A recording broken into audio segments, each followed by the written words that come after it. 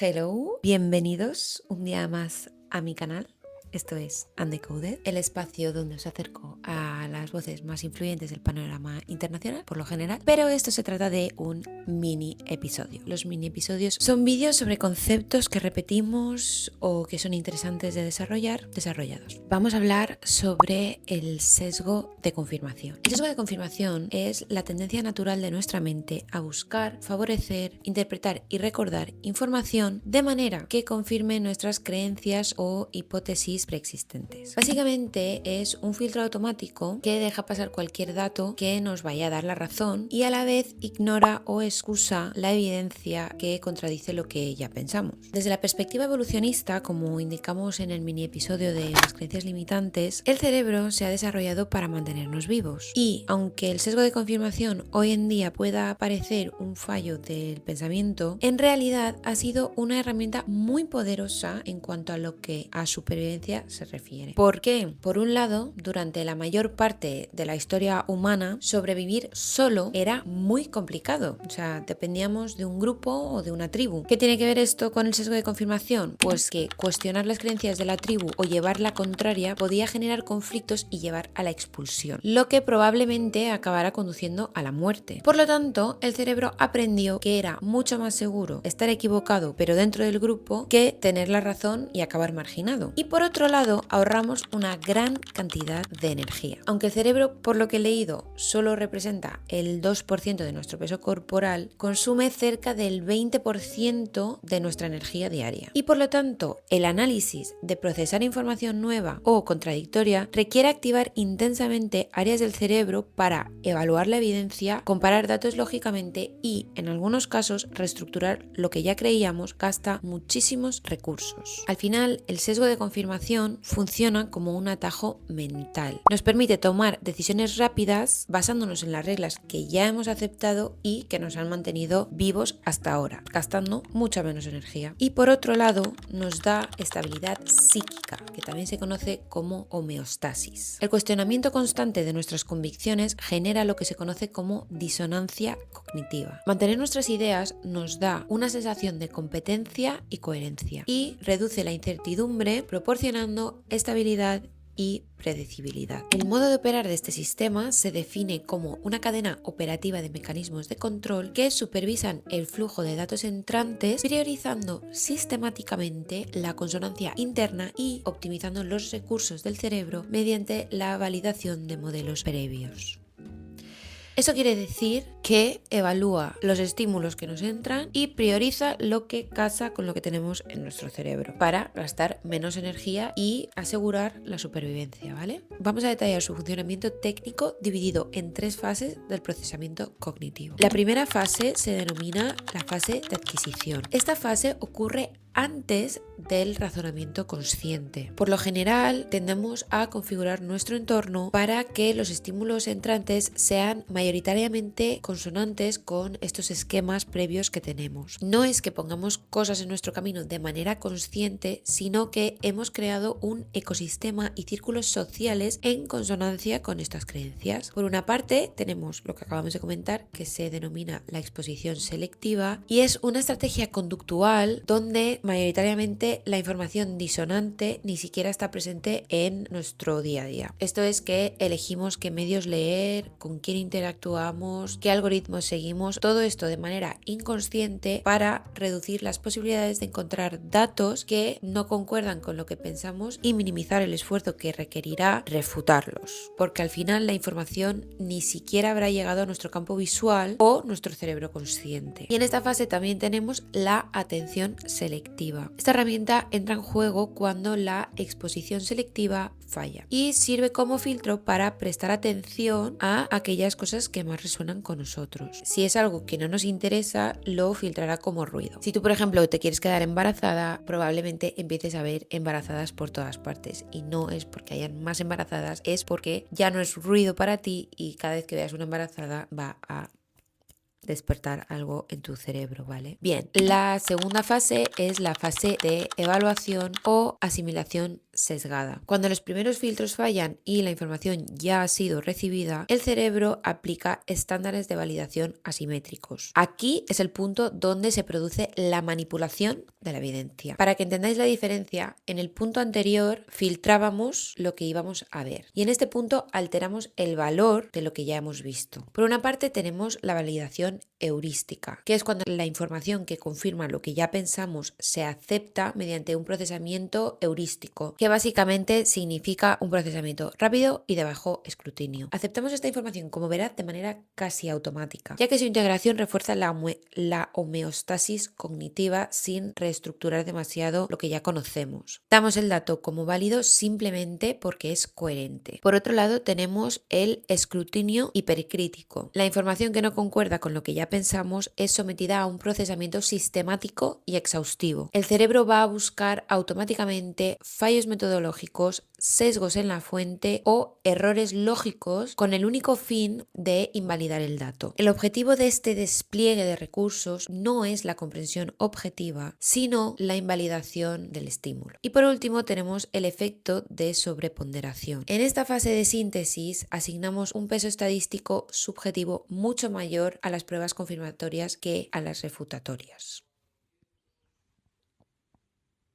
¿Esto qué quiere decir? Que las pruebas que validen lo que ya pensamos van a pesar mucho más para nosotros que las pruebas que validan lo que contradice lo que ya pensamos. Y la última fase es la fase de almacenamiento o memoria selectiva. Esto es cuando incluso en el momento en que la información contradictoria logra ser procesada, el sistema de memoria dificulta su persistencia a largo plazo. Tenemos la codificación diferencial, que significa que la información que refuerza un esquema existente se integra de manera mucho más fácil en las neuronas ya formadas, potenciando la memoria a largo plazo. Y la información contradictoria, al no tener redes neuronales donde agarrarse, se codifica de manera más débil. Esto es debido a la asociatividad, un concepto que desarrollaremos en otro mini episodio. Y por último tenemos la recuperación sesgada, o también conocida como indexación por creencia. Al intentar recordar evidencia sobre un tema, el cerebro accede con mayor velocidad a los nodos de memoria que confirman nuestra posición actual, lo que refuerza la posición de que siempre hemos tenido razón o que hay muchas pruebas a nuestro favor. Esto ocurre porque la memoria no funciona como un almacén de datos estáticos, sino como un proceso de reconstrucción. Al intentar recuperar información sobre un fenómeno, el cerebro realiza una búsqueda dirigida por el estado cognitivo actual, y los nodos de memoria que refuerzan la creencia vigente presentan un umbral de activación más bajo, lo que facilita su acceso rápido. Eso genera un sesgo de disponibilidad que refuerza la percepción de que la evidencia histórica siempre ha respaldado la conclusión que nosotros tenemos.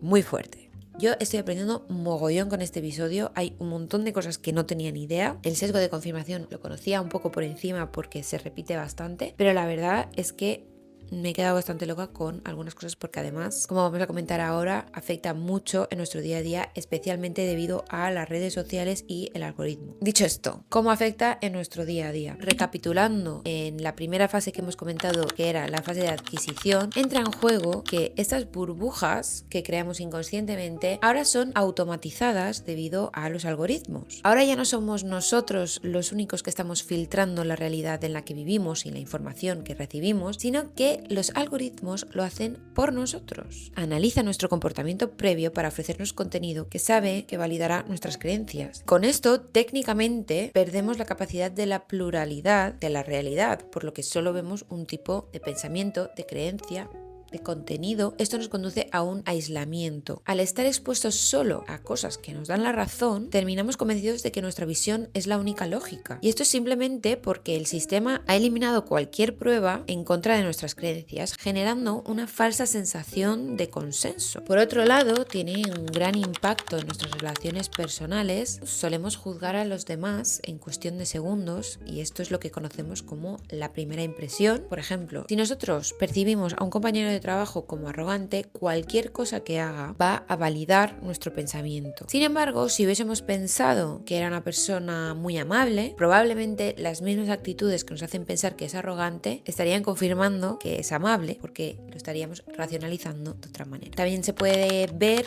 en conflictos de pareja o amistad, donde en las discusiones tendemos a ver solo las veces que la otra persona ha fallado, utilizando nuestra memoria selectiva para construir casos que confirmen nuestro enfado, olvidando sistemáticamente las veces que la otra persona actuó de manera correcta o que nosotros actuamos de manera errónea. También nos puede afectar en la toma de decisiones en el ámbito profesional, porque nosotros en el trabajo creemos que somos personas muy objetivas, pero este sesgo suele dirigir nuestras conclusiones estratégicas de forma invisible. Puede encontrar en una contratación. Durante una entrevista de trabajo, nosotros solemos tomar una decisión sobre el candidato en los primeros 5 minutos y durante el resto de la entrevista nos vamos a dedicar a buscar pruebas que confirmen esa corazonada, pasando por alto señales, a lo mejor muy red flag si el candidato nos ha caído bien. O también se puede ver en la evaluación de proyectos, donde si nosotros proponemos una inversión o un cambio de proceso, vamos a buscar activamente métricas que indiquen el éxito y desestimaremos los datos que sugieran que el proyecto está fallando, tratándolos pues a lo mejor como anomalías externas o factores temporales para evitar esa disonancia cognitiva. Y por último, es que también se ve afectado en nuestras finanzas o nuestro comportamiento de gasto. Esto se puede ver claramente en las redes sociales, en los algoritmos, en la publicidad que vemos, lo que consumimos y en la racionalización post-compra, que es que tras adquirir un producto normalmente de alto coste, solemos buscar señales positivas que confirmen que hicimos una buena compra. Activamente evitamos foros de quejas o comparativas que dejen nuestro producto en mal lugar, y esto es un sistema para evitar arrepentirnos y mantener una estabilidad emocional, porque evidentemente si te compras el iPhone 17 y tienes el flash en la otra punta, pues no te quieres dar cuenta, no quieres darle importancia porque te acabas de gastar 1000 y pico pavos. ¿Me explico? Tiene sentido, ¿no? Para mí sí tiene sentido. Bien, para terminar con este episodio vamos a ver de qué maneras podemos emplearlo estratégicamente. Porque evidentemente no podemos eliminar el sesgo de confirmación de nuestro cerebro porque es parte de nuestra arquitectura biológica. Pero sí podemos recalibrarlo. Para emplearlo estratégicamente debemos de intervenir de manera consciente en esta cadena operativa que hemos comentado anteriormente y aprovechar la infraestructura del sesgo, que recordemos que era la búsqueda de coherencia y asociatividad, para potenciar nuestro rendimiento y nuestro aprendizaje. Dado que este sistema es automático y busca la estabilidad, nuestra intervención va a requerir un esfuerzo deliberado de metacognición. En la metacognición la hablaremos también en otro episodio, pero básicamente es pensar sobre nuestro pensamiento propio. Sí. ¿Nunca habéis discutido con vosotros mismos? O sea, yo a veces pienso cosas y luego pienso por qué he pensado esa cosa. Eso es la metacognición. Y hablaremos de este tema porque es muy, muy, muy, muy interesante y hay estudios muy interesantes. Vale, me estoy enrollando. Es que tengo sueño y yo creo que están afectando a la operativa. Pero bueno, ¿por dónde íbamos? Debemos de intentar mitigar este sesgo mediante protocolos para forzar a nuestro cerebro a salir de esa zona de confort evaluativo. ¿Cómo podemos hacer esto? Pues mira, en lugar de buscar pruebas que confirmen nuestra hipótesis, debemos intentar buscar pruebas que la invaliden. Si no somos capaces de definir nada, pues podemos confirmar que estamos atrapados en un bucle de confirmación. Por ejemplo, ante una decisión importante, debemos de preguntarnos: ¿qué dato específico de ser cierto me obligaría a cambiar de opinión inmediatamente? Por otro lado, sería hacer un poco de higiene algorítmico en nuestras redes sociales, quitar esa exposición selectiva, interviniendo manualmente en el filtro externo que recibimos de las redes sociales. Esto sería, pues, por ejemplo, seguir activamente a expertos que sostengan tesis opuestas a las nuestras, que evidentemente tengan que sean fehacientes, que sea información real. Esto va a forzar a nuestra atención selectiva a reconocer la existencia de variables que que el algoritmo nos había ocultado. Otra manera para hackear este sesgo podría ser usando la asociatividad para mejorar nuestra autoconfianza y ejecución de tareas o lo que sea. Esto lo aplicaríamos de manera en que nos enfocamos en registrar y archivar conscientemente nuestros éxitos pasados, creando pues una especie de base de datos que confirme nuestra competencia. Así, ante un nuevo reto, nuestro sesgo de confirmación buscará activamente señales de que somos capaces de resolver este reto nuevo. Aquí estaríamos programando al sesgo de confirmación para que trabaje a favor de nuestra autoeficiencia. También lo podemos hacer mediante el aprendizaje por anclaje. Ya hemos dicho antes que el cerebro retiene mejor la información que tiene ganchos en redes, nodos, conexiones neuronales, como quieras llamarlo. Un consejo sería que al aprender algo nuevo, algo difícil, busquemos activamente similitudes con algo que ya dominamos, forzando esa asociatividad para que el nuevo concepto sea tratado por el cerebro como información confirmatoria de un esquema previo, una creencia previa, etc. De esta manera vamos a facilitar la potenciación a largo plazo, la memoria a largo plazo y reduciremos esa curva de aprendizaje. Por último, podemos reforzar hábitos mediante la consonancia. Esto implica utilizar la necesidad que tiene nuestro cerebro de homeostasis cognitiva para consolidar cambios de conducta. Por ejemplo, si empezamos a identificarnos públicamente como personas puntuales, nuestro cerebro intentará mantener la coherencia con esa autoimagen. Aquí estaremos utilizando el sesgo de confirmación para buscar oportunidades para ser puntuales y validar nuestra nueva identidad, evitando la disonancia de actuar en contra de lo que hemos decidido ser. Bueno, yo creo que no solo en este último punto, en todos los que hemos comentado, entra un poco en juego esto que comentamos o explica el por qué funciona lo que comentábamos en el anterior episodio sobre las action boards o los tableros de acción y la eliminación de las creencias limitantes que también comentamos en el episodio previo. Al final lo importante es utilizar la metacognición, que como hemos dicho es pensar sobre tus pensamientos, intentar llevarte la contraria y permitirte crecer, aprender, crear nuevos hábitos, y todo eso se puede hacer aprendiendo acerca de por qué actuamos como actuamos. Este episodio me parece súper necesario y al final del día podemos utilizar este sesgo no solo para protegernos y para sobrevivir, sino para impulsarnos hacia una versión de nosotros mismos más crítica, más curiosa y más veraz. Muchas gracias por quedarte hasta el final. Espero que os haya gustado este episodio y nos vemos en el próximo.